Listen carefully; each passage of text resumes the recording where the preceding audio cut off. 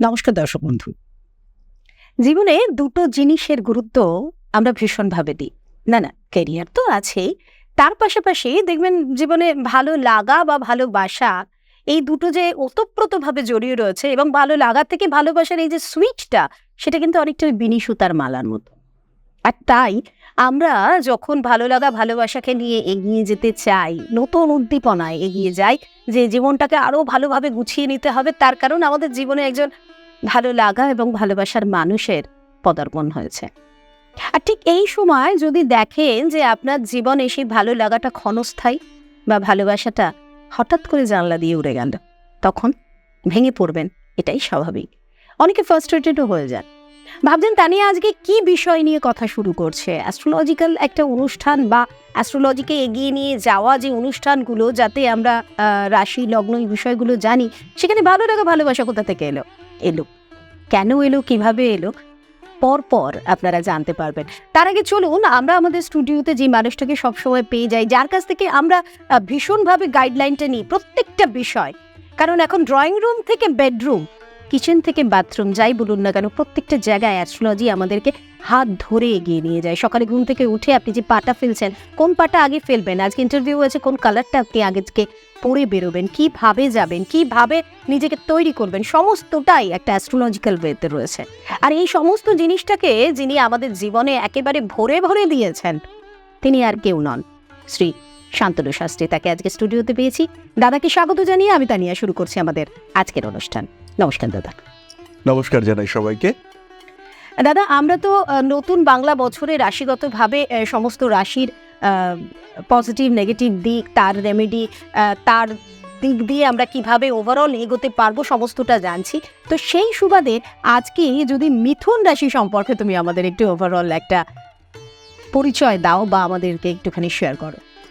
তো প্রথমে তুমি যেটা বললে যে ভালোবাসা, ভালো লাগা, এইটার সঙ্গে মিথুন কিন্তু ডিরেক্টলি ইনভলভড। আমাদের ভালো লাগার জন্য একটা কমিউনিকেট করতে হয়। আমি একজনকে দেখতে পেলাম, দেখে আমার ভালো লাগলো, একজন মানুষের অ্যাপ্রোচ, পার্সোনালিটি আমার ভালো লাগলো। তো এই দেখতে পাওয়া, তার সঙ্গে কমিউনিকেট করা, তার সাথে যোগাযোগ করা, তার সাথে অ্যাটাচড হওয়া, এই পুরো ব্যাপারটাই কিন্তু আমরা মিথুন থেকে পাই। এই ওয়ার্ডটা যদি আমরা একটু দেখি, এই ওয়ার্ডটা হচ্ছে মৈথুন অ্যাকচুয়ালি, সেখান থেকে শব্দটা এসছে মিথুন।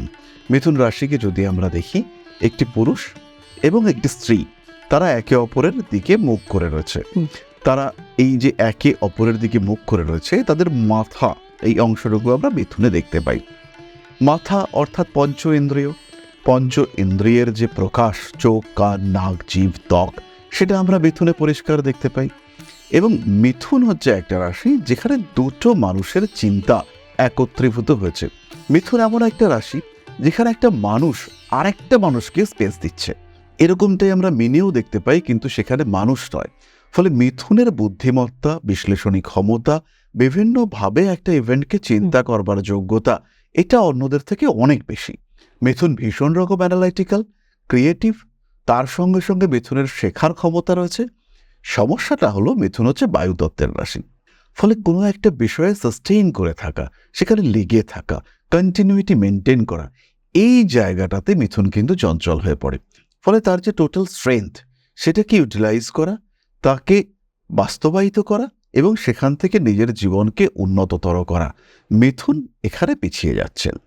ফলে মিথুন রাশি বা লগ্নের মানুষ, তাদেরকে সিস্টেমেটিক হতে হবে, নিজেকে জানতে হবে এবং এমন একজন মানুষকে সঙ্গে রাখতে হবে যে তার ভুলগুলোকে ধরিয়ে দিতে পারে, তার প্রবলেমগুলোকে রেকটিফাই করতে পারে। এবং যখন তার এই প্রবলেমগুলোকে সে নিজেই রেকটিফাই করতে পারবে, তখন কিন্তু মিথুনের অ্যাপ্রোচ, মিথুনের গ্রোথ, সেটা কিন্তু আনলিমিটেড। সেখানে কিন্তু একদম আনকন্ট্রোলড গ্রোথ আমরা দেখতে পাবো, হিউজ সাকসেস সেটা অ্যাচিভ করতে পারবেন মিথুন। আর মিথুন রাশির যে জাতক জাতিকা রয়েছে, এই বাংলা নতুন বছরে তাদের চাকরিগত দিকটা কেমন যাবে? 1432 আসছে, ইতিমধ্যেই আমরা জানি 2025-এ আমরা পরিবর্তন দেখতে পাবো। তার মধ্যেই এই 1432-এর শুরু হচ্ছে একাদশে রবিকে নিয়ে। ঠিক 14ই মে, মানে জ্যৈষ্ঠ মাস শুরু হতে হতেই বৃহস্পতি মিথুনে চলে আসছে, দশমপতি লগ্নে আসছে, কর্ম হবে, এখানে কোনো সংশয় নেই, কোনো সন্দেহ নেই। মিথুন রাশি বা লগ্নের মানুষ চাকরি করতে চাইছেন, চাকরি নেই, তিনি চাকরি পাবেন। মারাত্মক খারাপ, ভয়ঙ্কর, সাংঘাতিক যদি কোনো দশা চলে, 4টে বিশেষণ, সেই ক্ষেত্রে অন্য কিছু হতে পারে। বাট জেনারেলি যদি আমরা একবার ভাবি, মিথুন চাকরি পাচ্ছেন, তার চাকরির স্টেবিলিটি ফ্যাক্টর বাড়তে দেখতে পাওয়া যাবে এবং চাকরির পরিবর্তনশীলতা। আমি আজকে কোনো একটা পোস্টে রয়েছি, সেখান থেকে বেটার পোস্টে গেলাম, কোনো একটা জায়গায় কোনো একটা রোলে আমি চাকরি করছি, তার থেকে অন্য একটা জায়গায় অন্য একটা রোলে আমি নিজেকে ইমপ্রুভ করলাম। এই জিনিসটা আমরা মিথুনের ক্ষেত্রে দেখতে পাবো। প্রথম মাসটাকে আমরা যদি ছেড়ে দিই, তাহলে তারপর থেকে প্রায় সারা বছরই আমরা কর্মক্ষেত্রে ইমপ্রুভমেন্ট দেখতে পাবো। ইন্টারভিউর ক্ষেত্রে সাকসেস আসবে। এই ক্ষেত্রে একটি বিষয় আমি বলবো, মিথুনের 10th হাউসে শনি থাকছে সারা বছর, এক্ষেত্রে স্টেবিলিটি ফ্যাক্টর বাড়বে। কিন্তু 9th হাউসে রাহু, সে কিন্তু শত্রুতা বাড়াবে, আপনার ডেভেলপমেন্ট হবে এবং তার সঙ্গে সঙ্গে 9th হাউসে রাহু আপনাকে দেখে সহ্য করতে পারছে না, আপনার হলো তার হলো না, তাই নিয়ে গবেষণা করছে, আপনার সম্পর্কে বসের কাছে বলছে, নিম্নস্তরীয় কর্মচারীদের মধ্যে অশান্তি সৃষ্টি করছে। এই ব্যাপারটা আমরা কন্টিনিউয়াসলি দেখতে পাবো, বারবার দেখতে পাবো। ফলে মিথুন রাশির মানুষ যারা চাকরি করছেন তাদেরকে সচেতন হতে হবে, যারা চাকরি চাইছেন তাদেরকে অ্যাক্টিভ হতে হবে। সেই ক্ষেত্রে জীবন কিন্তু অনেকটাই স্মুথ, অনেকটাই সচ্ছল, অনেকটাই স্বচ্ছন্দ হয়ে উঠবে। আর মিথুন রাশির যেসব জাতক জাতিকারা ধরুন বিজনেস করেছে, নতুন করে শুরু করতে চাইছে না, কিন্তু সেটাকে আরো বেশি তার গ্রোথটা বাড়াতে চাইছে, মিথুন রাশিটাই হচ্ছে বুধের রাশি। বুধ ইন্ডিকেট করে হিসেব, আর হিসেব মানেই ব্যবসা, যেখানে কোনো সিস্টেম নয়, আমি যতটা চাইছি বাড়াতে পারি। এইটা হচ্ছে বায়ুর বৈশিষ্ট্য। বায়ু যে জায়গায় থাকে পুরো জায়গাটাকে অধিকার করে। ফলে বায়ু দত্তের দত্তক প্রকৃতি মিথুন, সে নিজেকে চেনে এবং নিজেকে কতটা বাড়াতে পারবে সেটাও সে বোঝে। এই অবস্থায় মিথুন, সে হচ্ছে ব্যবসারই রাশি। তাই মিথুন রাশি, মিথুন লগ্নের মানুষ, তাদের এই বছরেও ব্যবসার ক্ষেত্রে ডেভেলপমেন্ট হবে, এই বিষয়ে আমরা নিশ্চিন্ত। কিন্তু মিথুনের ক্ষেত্রে কিছু বিশেষ বিষয় এই 1432-এ খেয়াল রাখতে হবে। সেটা হলো হিউজ গ্রোথ, সেই দিকে না এগোনো উচিত। যেটা আছে তার রক্ষণাবেক্ষণ প্রকৃত উপায়ে করতে হবে, যেটা আছে সেটা যেন কোনোভাবেই নষ্ট না হয়। কারণ নবমে রাহু, সপ্তমের তৃতীয় হচ্ছে নবম।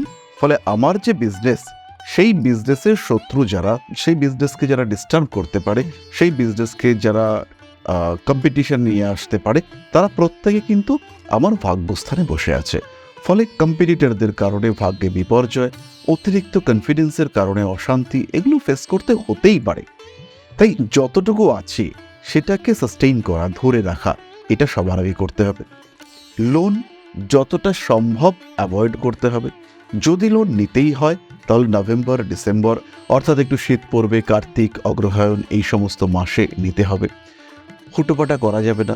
যে কোনো প্রাইভেট ফাইন্যান্স থেকে লোন তো নেওয়া যাবেই না, কারণ এটা হতেই পারে যে একটা বা দুটো ইএমআই ডিস্টার্ব করছে। এটা কিন্তু এই বছরের শেষের দিকে ভীষণভাবে হতে পারে, কারণ ব্যবসা বড় করতে চাইছি, ব্যবসা বড় হচ্ছে, টাকাটা ইনভেস্ট করেছি, রিটার্ন হয়তো 6 মাস পরে আসবে, তাহলে এখন যে ইএমআইটা দিতে হবে এটা কি করে দেব? জাস্ট 3-4 দিন আগে আমরা ভিজিট করেছিলাম এক ভদ্রলোকের বাড়িতে।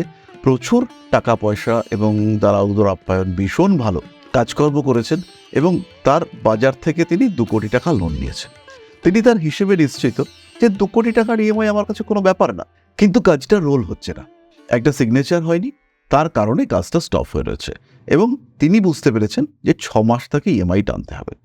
বিজনেস রান করলে তার মান্থলি 15 লাখসের আর্নিং রয়েছে, কিন্তু এখন যখন বিজনেস রান করছে না, 5 লাখ টাকার ইএমআই দিতে তার কিন্তু অবস্থা খুব খারাপ এবং তার একটা সাইট, তার একটা কোম্পানি, সেটাকে স্টপ রাখতে হয়েছে। যে কি করে তিনি ইএমআই দেবেন এটা তিনি বুঝতে পারছেন না এবং তিনি এটাও চাইছেন যে তার একটা সাইট, সেটাকে তিনি সেল করে দেবেন। ফলে তার হাতে তৈরি করা জিনিস তার এই বড় করার চক্করে কিন্তু বিভ্রান্ত হতে চলেছে, ডিস্টার্ব হতে চলেছে। এই দিকগুলোকে দেখতে হবে, এই দিকগুলো মিথুনকে দেখতে হবে এবং বছরের প্রথম 8-9 মাস এই সময়টা কিন্তু খুব সাবধান মিথুনকে থাকতে হচ্ছে। আর যারা সেলফ এমপ্লয়েড রয়েছে তাদের জন্য কি বলবেন? যারা সেলফ এমপ্লয়েড রয়েছে, যারা আমাদের মতন জ্যোতিষ চর্চা করছেন এবং স্পেশালি একটা গোষ্ঠীর কথা আমি তো বলবোই, যারা প্রাইভেট টিউশন করছেন, যারা পড়াচ্ছেন বিভিন্নভাবে, সোশ্যাল মিডিয়াতে এখন পড়ানো ব্যাপারটা খুব জনপ্রিয়। করোনা পরবর্তী সময়ে অনলাইন এডুকেশন এটা ভীষণ জনপ্রিয় হয়েছে। যারা এই টিউশন ওরিয়েন্টেড কাজকর্ম করেন তাদের ক্ষেত্রে একটা নতুন মাত্রা সৃষ্টি হবে, তাদের বিজনেসটা কিন্তু একটা আলাদা লেভেলে যাবে। যারা অ্যাস্ট্রোলজি প্র্যাকটিস করছেন তাদের ক্ষেত্রেও ভালো, কিন্তু হিউজ গ্রোথ তারা করতে পারছেন না, তাদের ক্ষেত্রেও স্টেবিলিটি ফ্যাক্টর বাড়তে দেখতে পাওয়া যাবে। এজেন্সি ওরিয়েন্টেড কাজকর্ম যারা করেন এবং যাদের অনেকজন সঙ্গী সাথী রয়েছেন, তাদের ক্ষেত্রে কিন্তু ডেভেলপমেন্ট দেখতে পাওয়া যাবে, এবং এই ডেভেলপমেন্টটা করাবে নবম ভাবস্থ রাহু। রাহুর কারণে তারা এগিয়ে যাচ্ছেন, রাহুর কারণে তাদের ইমপ্রুভমেন্ট দেখতে পাওয়া যাবে, এবং বেশ স্টেবল ডেভেলপমেন্ট, স্টেবল গ্রোথ, এইটা কিন্তু আমরা তাদের ক্ষেত্রে দেখতে পাবো, নিশ্চিন্তে নির্দ্বিধায় দেখতে পাবো। রাহু এগিয়ে দেবে, হাতে টাকা পয়সাও আসবে। এবার বৃহস্পতিকে কাজে লাগিয়ে সেখানে স্টেবিলিটি ক্রিয়েট করাতে হবে।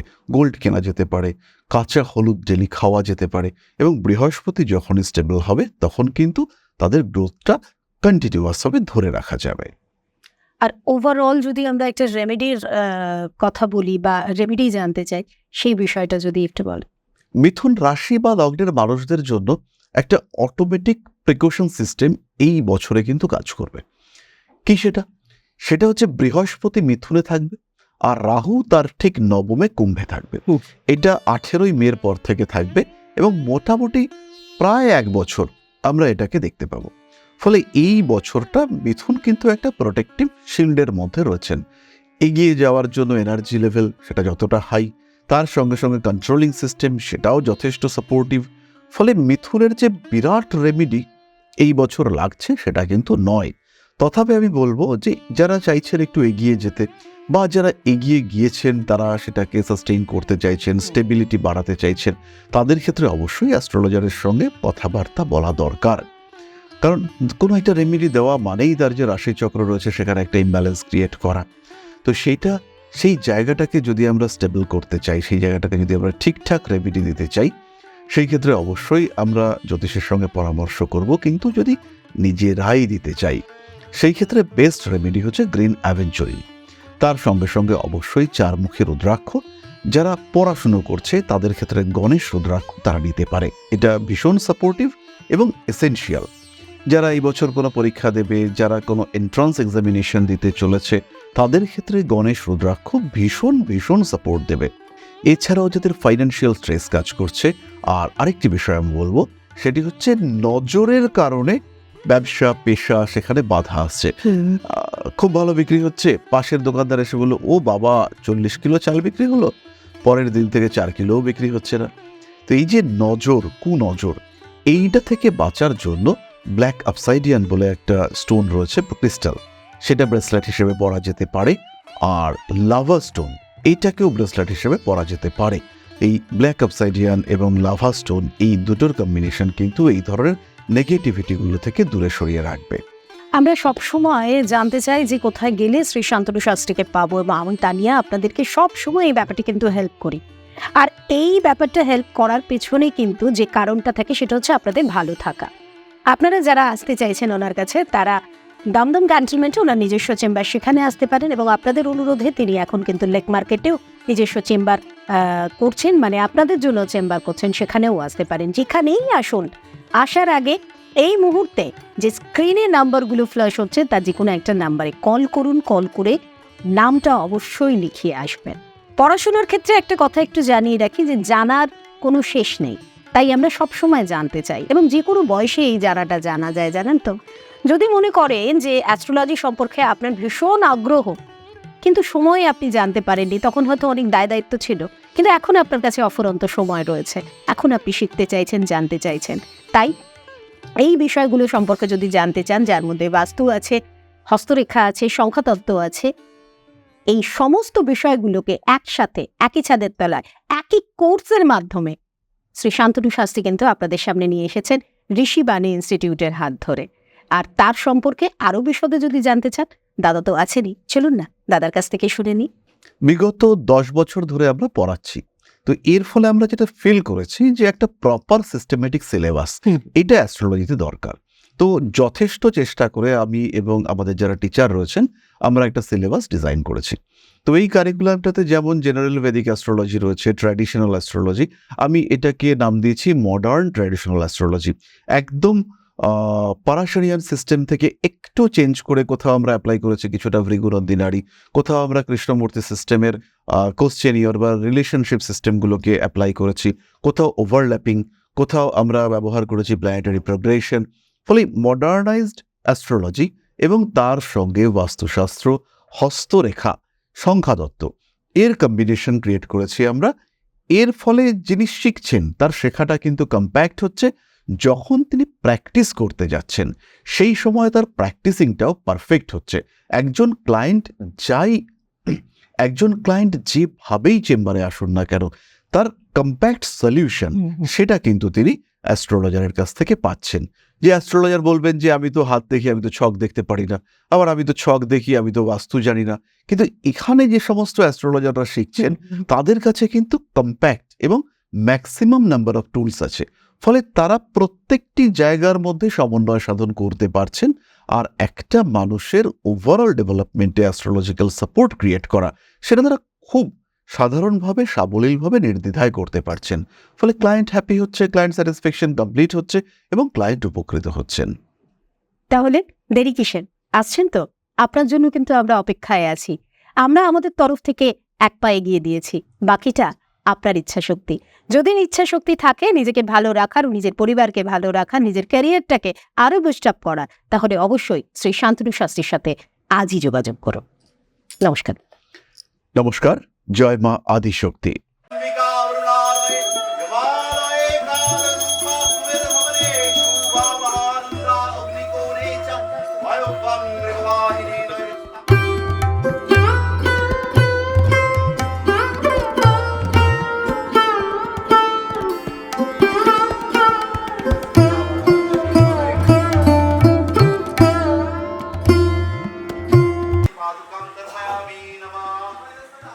प्रणाधिपति श्रीमद् दक्षिणा कालिका परिषदाय स्वाहा।